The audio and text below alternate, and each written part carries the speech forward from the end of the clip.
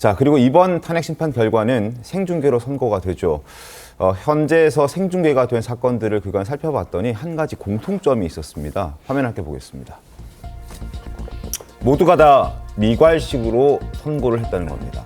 노무현 전 대통령 탄핵 심판, 그리고 신행정수도 특별법, BBK 특별검사법, 그리고 통진당 해산, 박근혜 전 대통령의 탄핵 심판까지 모두 생중계가 됐는데 이들의 공통점은 결과에 상관없이 모두 미괄식으로 선고를 했다.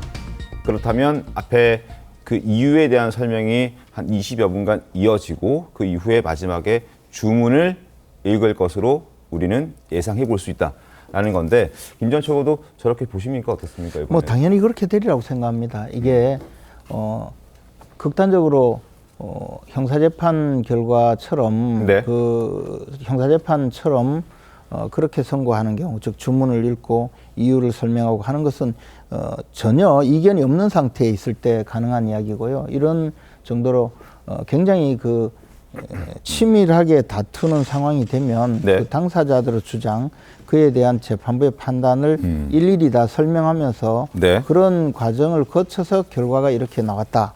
결론을 마지막에 정리를 하면서 그에 대한 마지막 주문을 읽을 수밖에 없는 상황이 되거든요. 그래서 이 미괄식 내지 귀납법적인 그 결론 도출은 어떻게 보면 당연한 일일 거라고 봅니다. 그러나 이유를 듣다가 보면 네. 대강 짐작이 되기 시작을 하죠. 그러나 뭐 이번 상황은 나중에 주문은 마지막에 읽을 거라고 생각이 듭니다. 네, 예측을 해보는 것과 더불어서 지금 윤석열 대통령 선고 하루 앞둔 이 시점에 저희가 좀 살펴볼 것은 그동안 과연 헌법재판관들이 탄핵 사건에 대해서 어떤 선고를 내렸느냐, 이 부분일 것 같습니다. 중요한 단서 가운데 하나가 될 수도 있을 것 같은데요. 지금 보시는 것처럼 이진숙 방통위원장 때는 다들 아시는 것처럼 4대4 팽팽하게 나뉘어서 성향대로 나뉘어서 기각 결론이었습니다. 최재해 감사원장 때는 전원일치 기각, 또 이창수 등 검사 3인에 대해서는 전원일치 기각, 그리고 최근에 났던 한덕수 국무총리에 대해서는 기각 5명, 각하 2명, 인용 1명, 이렇게 결론이 났었거든요. 그러니까 성향 따라서 많이 갈리기도 했었고 끝까지 좀 팽팽하게 나기도 했었고 또 별개의 의견을 달아서 본인의 소신을 또 보여준 적도 있었고 했기 때문에 성향별 재판관의 결론과 이 성향이 결국엔 윤석열 대통령의 탄핵 선고 결론에까지 일관되게 영향을 미칠 것인가, 이 부분 등등이 관건이 될 걸로 보입니다. 게다가 지금 일부 재판관들은 절차 문제를 중시하고 또 위법 여부를 중시한다, 이런 중점 사안들에 대해서 명징하게 드러나는 재판관들도 있기 때문에 정광대 대변인, 아마 윤석열 대통령 선고에 대한 쟁점 사안들도 이 절차적 문제, 또 위법성 여부, 이 부분이잖아요. 그래서 이게 좀 변수가 될 수 있을 거다, 재판관들마다, 이 얘기 나오거든요. 지난 그 이진숙 방통위원장의 결과 4대4로 나뉜 것을 보고 헌법재판소의 구성 자체가 이렇게 정치적 후견성이 있기 때문에 일정 정도의 방향성을 갖고 판결 내린 거 아니냐라고 생각했던 분들이 많았던 것 같아요.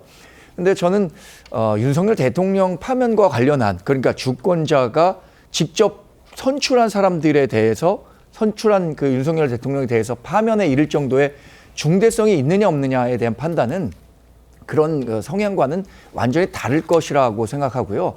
전체적으로 우리가 얘기하는 것은 지금 다 예측의 영역입니다. 그렇기 때문에 어떤 그 확증을 갖고 얘기할 수는 없지만 네. 이번에 이루어지는 판결에 대해서 이렇게 뭐 정치적 편향성이 만약에 드러난다라고 한다면 우리 사회가 이 판결 이후에 겪게 되는 그 갈등, 국론 분열, 이게 굉장히 클 거라는 생각이 들기 때문에 그런 부분들과 관련해서 헌법재판관들의 고민이 더 깊어질 거라고 생각이 들고, 그런 정치적 편향성이 나오면 안 되겠죠.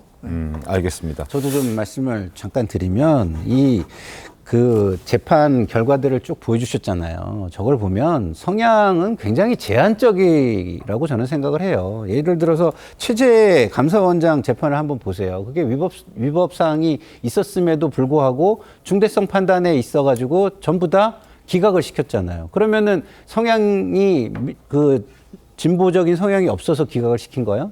그건 아니잖아요. 그게 중대성이라든가 사안의 어떤 그 법리, 헌법적인 뭐 어떤 그 신임 이런 것들을 보고 한 것이기 때문에 성향은 상당히 제한적일 것이다. 그리고 그래야만 국민들이 법관을 믿을 수 있는 거 아니겠습니까?